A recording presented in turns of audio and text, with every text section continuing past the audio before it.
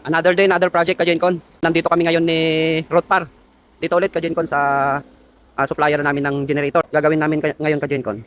Mag-load test kami ng generator. Ito yung ilo-load test namin Kajencon na 500 kVA. Ito Kajencon yung ilalagay namin doon sa ongoing project namin, doon sa TV5 Antipolo. Ito yung gagamitin namin na load bank Kajencon. Ayan. Ayan yung makina Kajencon. Kaganda ng makina, ang linis. Ito may dalawang battery. Tingnan natin sa likod.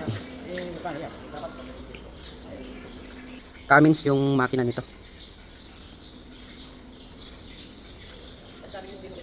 Itong generator na ito Kajencon, pinili ko, naka soundproof. Tapos ang gagawin namin diyan Kajencon, tatanggalan namin ng canopy. Canopy kasi ang tawag niyan Kajencon, yung soundproof eh. So, ilalagay namin doon sa project namin doon Kajencon na naka-open siya. Yan, so yung canopy niyan, gagawin kong bahay na lang yan. Ayun may 4 na pintuan. Gaganda nito. Sige, Art, start mo, Art. Okay, start na kami Kajencon. Download, ah. Pausok yun sa unang start lang naman yan.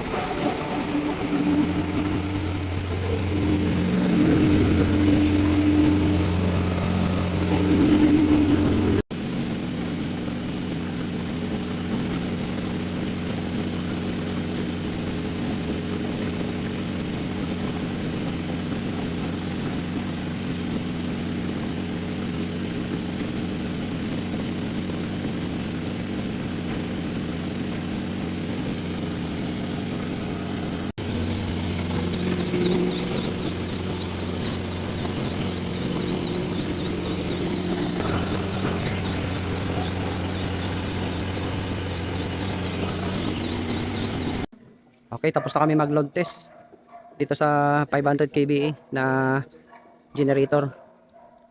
So, kaya naman namin ginagawa Kajencon na magkaroon ng load test para dito pa lang sa warehouse nila malaman na kung ano yung mga concern sa generator.